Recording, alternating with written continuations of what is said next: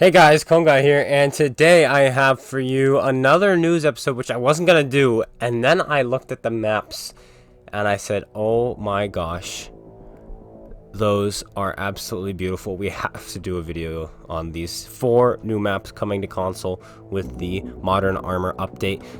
You'll be able to play these 4 maps both in the Modern Armor queue and the Classic queue. So let's take a quick look. Each of these maps are going to be, well, 1.4 kilometers squared. So 1.4 square kilometers, that's a better way of saying it, instead of 1. So they are absolutely massive. Rest in peace, Mouses, and British tank destroyers, and American turretless tank destroyers, and Chinese tank destroyers. Anything slow, that's gonna be rough. Even the American heavies. The American heavies are light on their feet, but they don't go very fast in a straight line. British heavies as well. Like, this is gonna really hurt those vehicles. The game is already hard enough, in my opinion, for tanks with armor, just because of premium rounds and artillery, and this is just gonna make it even harder. So yeah, these maps are gonna be huge. But let's take a look. Dezful. Is it like a inspired by Des games? I don't know. This is the concept art. Let's take a look. Dezful was the first map out of the 4 the development team worked on. The map itself is researched with actual images from Iranian locations. The old bridge on the map is based on the real old bridge in Dezful, which is one of the oldest bridges still open for the public to walk across. The early thought with modern armor was to have bigger maps, long sight lines, and the vision system, true vision system. With maps of this size, players will no longer experience corridor-type gameplay. The size of the map allows for other tank strategies, which creates new battle scenarios, especially when you add cover-to-cover advancement scattered throughout the map for players to approach the center of the map.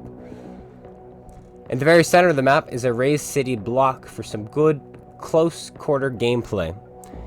At all 4 ends of the city block, you have some really good vantage points where you can snipe all borders of the map from there. However, being in the center leaves you susceptible to enemies slowly closing in on your position with few escape options. As a tanker, you need to plan and prioritize your approach. There are 3 corners of the map we updated to allow for visual distinction, which is how the oil fields in the northwest corner came about.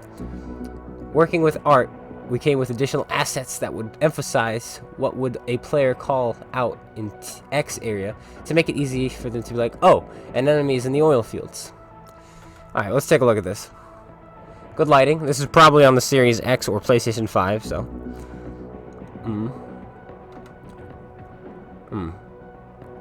Oil reserves. Very good. Interesting. I tell you what, I've looked through these, and this is the ugliest one. This is not pretty. This one is not pretty. The others, though, are breathtaking. Kao Bang. I think it's pronounced Kao Bang. This map was one of the maps that got a lot of attention in all aspects: design, art, engineering, playtesting, etc. And it looks good. Kao Bang had to go through adjustments for players to traverse the terrain. The hills, while still steep, we leveled down a bit. Thank goodness. Rest in peace, mouse. Some of the areas were widened, and we also updated the terrain ground. It was a soft medium. It is now firm. This affected navigation. Oh my gosh, I can't imagine. 1400 by 1400 map. Soft terrain. All slopes. Oh, thank goodness they changed that a little bit. Another contentious design matter was with Kao Bang is that it is a jungle map. We wanted to push the limits with a dense foliage approach that allowed for extreme coverage in tank battles. Early iterations of this map really allowed tankers to hide and allowed for teams to be sneaky. While this was a great tank strategic scenario, we wanted to make sure the map was adjusted for other battle events. Working with the art team, we scrapped a lot of blockers and replaced some heavy foliage with palm trees. We also allocated the heavy trees toward the mountains, not within the open fields. As a result, when you play the map, you can see most of the map, the city block, landmarks, fields, and temples, which can be found on opposite sides of the map. So this is the reference image, so this is a real picture, it looks like. Oh yeah, so it's a real place. Very cool. Let's take a look at the pictures. Oh, we can probably make this bigger too. Ah, there we go. Right away, that looks absolutely beautiful. This map to me looks the best. Oh, look at those mountains.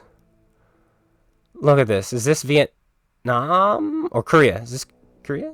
I don't know where this is. Oof. I think it's Vietnam though. This does look at this. Look how beautiful this is. Like the maps might be terrible to play on. Who knows? I'm not gonna say they are, I'm not gonna say they aren't, but they are absolutely beautiful. Wowza. Wow, even just this road. Just look at this. This looks like it's real. Incredible. Incredible. Farvang. Farvang? Maybe it's Farvang. I don't know. Based in Norway, originally. Why does it tell us where this one is from? But it doesn't tell us this one. I think this is Vietnam. I'm probably wrong though. Norway, originally called Farvang Ridge. The name of the map was adjusted to Farvang thanks to the feedback of our super testers. Yay! They actually listened to them for once and shortened a name, which doesn't affect gameplay. As there were concerns, players would assume that this would be a bridge battle only. Who would think this is just a bridge battle only? Are there people that dumb to think this is just a bridge battle? Well, apparently just the super testers. The super test community is pretty dumb. Not gonna lie. Alright, moving on. But you can still see the bridge on the east side of the map. However, there are a lot of high vantage points that are the focus of this map. While it can be played with a king of the hill approach, the map itself allows for multiple hills to be dominated by opposing teams. I should hope that the teams are opposing each other. If they're just hanging out, you know, and having a good time, I'm not sure that's how you're supposed to play the game. It's not that there's a single hill you want to dominate, but several hills for players to enjoy instead. It becomes a matter of who reigns supreme to the very end, and not just on the hills. Really, wow, who would have ever thought? Another highlight of this map is the aircraft carrier off the coast.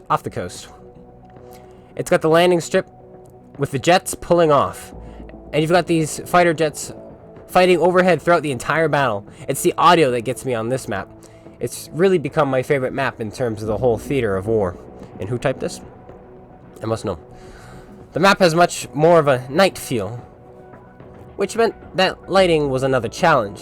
The struggles and comments that would come up throughout playtests related to the inability to find tanks across the map. As a result, lighting went through countless iterations to make the map brighter, but also maintain the feel of night/twilight. The art team worked on the map for months just to get the effects of the Aurora Borealis just right. Aurora Borealis. I got that right. Don't worry, guys. It's just certainly a breathtaking place. Let's take a look. Alright.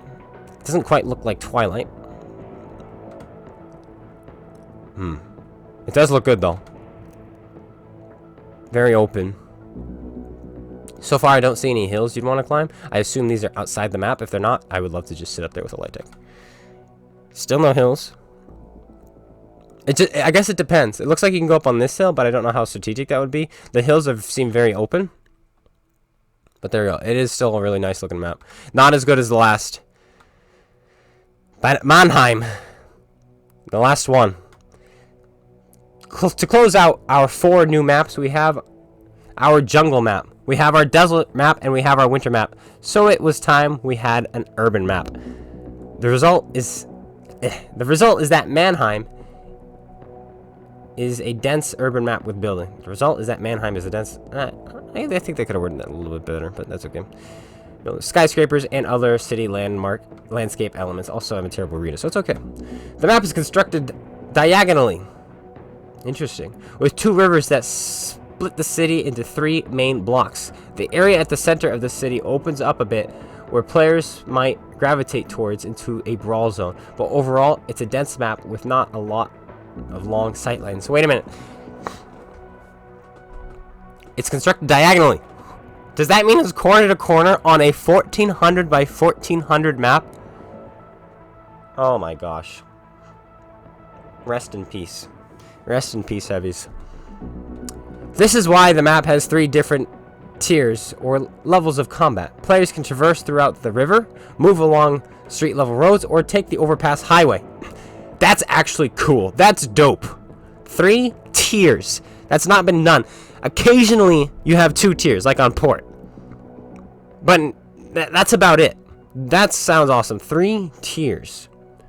While the map is heavy on urban landscape components, there is very little cover in certain channels. We cannot wait to have these maps in-game live. Let's take a look at this beauty, which also looks fantastic, by the way. Look at that. Plenty of already cover, it looks like, but lots of areas to shoot. Oh man, it just looks good driving across this, depending how deep that is. It almost kind of looks like the Girls and Panzer City, or whatever they called that, Uri or something. Here's the river. Yeah, you can definitely cross this. Oh yes, look, there's a little tank. There's a little tank. Wow.